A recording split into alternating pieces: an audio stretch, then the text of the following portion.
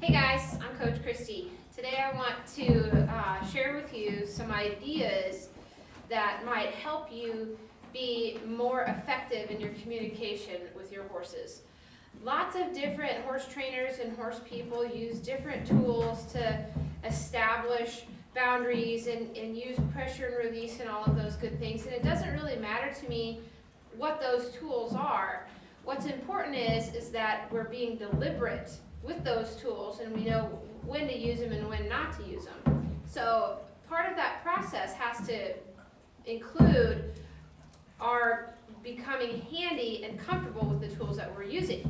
So, my background is in Parelli Natural Horsemanship. I've studied Parelli Natural Horsemanship for over 20 years, and the use of a carrot stick comes fairly naturally to me now because I have used one since I was about 20, and I'm 46 today. So that's quite a few years of practice. But if you're new to the tool that you're using, investing in some time getting comfortable with that tool will be well worth the investment, right? You'll have a great return on your investment, a good ROI, if you spend a little time getting used to those tools.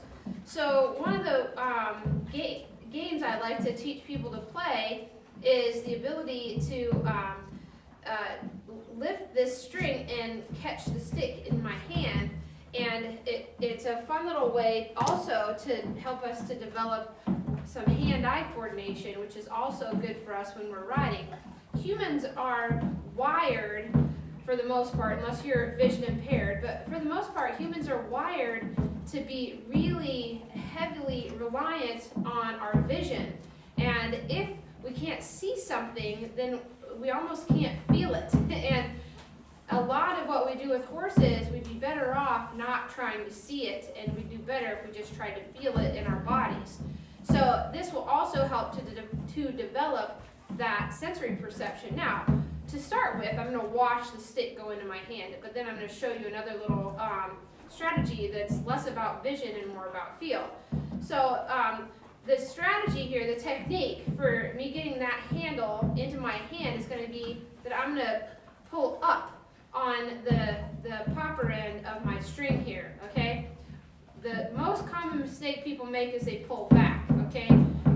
What I want is for that handle to be in the air long enough that I can intercept its trajectory with my hand. If I pull back, it's going to come at me real fast, where if I pull up, it'll be more lofty in its path to me. So I'm going to focus on the handle, just like if you're playing baseball or tennis or anything where an object's going to fly at you. The key to begin with right now in the teaching stages is to focus hard on the object coming at you.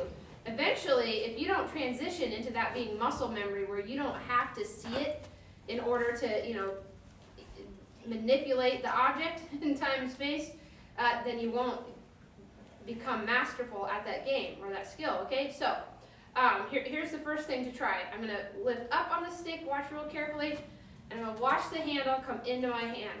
And every time it gets into my hand, I'm going to celebrate it a little bit, okay? And the reason being is all mammals are wired to be motivated to move away from things that make us feel bad and move towards things that make us feel good. So my brain, if I deliberately feel joyful because the handle landed in my hand, that tells my nervous system that was a desirable outcome and we'd like to do it again. And if the handle didn't land in my hand, I might have deliberately felt a little like determined, right? Not bad. I'm not going to beat myself up for that. There are worse things in the world than whether or not I can get this handle into my hand. But at the same time, I'm not going to celebrate it if it doesn't get into my hand. I want to prompt my nervous system to make adjustments. Okay? So if you get good at it with your dominant hand, I'm right-handed, it's a good idea then to do it with your non-dominant hand, which is oftentimes a little more tricky, but it's important that you play with it until they're equally good. Okay? That's the step one. Can I just lift this string and get the handle into my hand? Now, the next thing we want to be able to do is to be able to precisely use our tool. And because the stick is firm, we can be fairly precise, right? If I wanted to specifically touch a very particular part of my horse's body, I can easily do that. It's not hard for me to reach out there and put a little pressure on the tip of this tiny cone, right? I can be pretty precise. But sometimes the benefit of this tool is that it gives you some distance. And so being able to tag, right, or add pressure to a precise body part with this string becomes a little more tricky. So the next thing you might try a little bit is measure your distance, right, by putting the popper on the cone, and then with an overhand swing, I'm going to see if I can just tag the cone. And when I do, I'm going to celebrate. Happy dance. Now, you can do your happy dance inside, right? It doesn't have to be on the outside. Sometimes my emotions are extroverted, so they show up on the outside, okay? But the main motivator is that make sure you deliberately let yourself feel good about your successes, okay? Now I'll put it in my non-dominant hand and try again. That was good. I hit the base of the cone. I'm going to celebrate it, okay? All right, if it didn't, I would rinse and repeat until I got a good one and I could celebrate that, all right? Now, if you wanted to get really trick and fancy, you're going to put the handle end of the stick on your cone and get to the end of the popper. Now, I'm going to put those two games together. Can I get the stick in my hand and still tag the cone? Woo, happy dance, happy dance, happy dance, okay? Now I'm going to do it again, but with my left hand. My non-dominant hand, because I'm right-handed. Stick in my hand. Oh, I missed the cone. That's perfect. So I can go, oh, darn, okay. I'm going to make some adjustments. So I hit it off to the side right here. So I'm going to think about that when I'm aiming for this next one. In my hand. Oh, and I adjusted too far. I went to the other side. No big deal. Try again.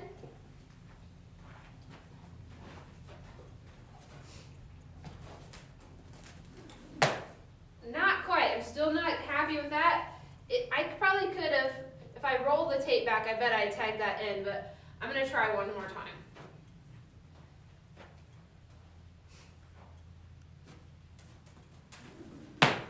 I'm going to try again. It's good for you to see what I do when I struggle, right?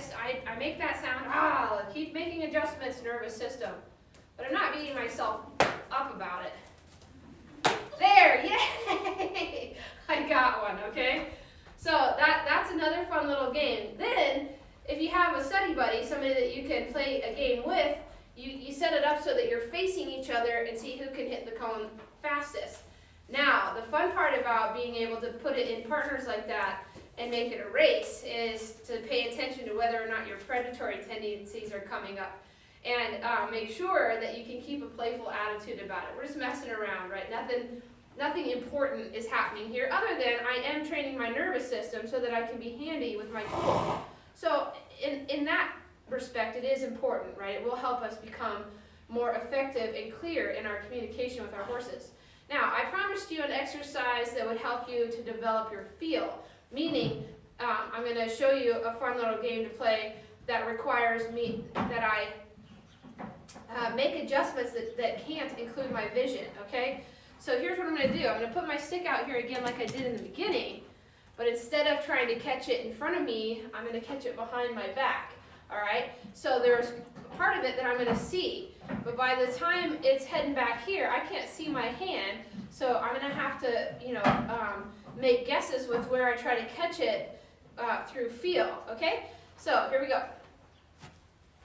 Oh, not quite. I felt it on the tip of my fingers, though. Yay! Happy dance! Happy dance! Happy dance. Sheila, my cowboy corgi, likes my happy dance. It makes her do her happy dance. So I got a good one with my dominant hand doing the throwing. Now I'll do one with my non-dominant hand doing the throwing. That was not good. Okay. Oh, okay, nervous system, try something else. Now, it wasn't the catching hand that made the mistake there, it was the tossing hand that did. Aha, happy dance, happy dance, happy dance, okay? Now, I'm going to finish with one more exercise that I think is pretty fun to play. And you can throw it in when you're like waiting on something, like I'm waiting on my horses to have a feed, or the farrier's here and he doesn't need your help, something, right? This is a fun one that doesn't make too much noise, or you know, it's less likely to cause trouble if the horses are nearby.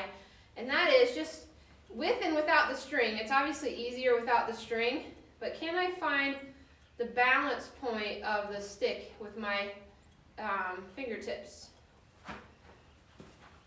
Now, the trick is to make small corrections, and there's there's some strategy there that can be applied to our horsemanship. All right, a lot of times we go 0 to 100, and instead of making tiny corrections that help guide our horses in the right direction, we make big, you know, ridiculous gestures that pop their bubble. Okay, so I hope that gives you something to play around with when you're in the barn. It's February 18th today, and about 2 feet of snow on my arena, so not going to be any time in the arena for a while.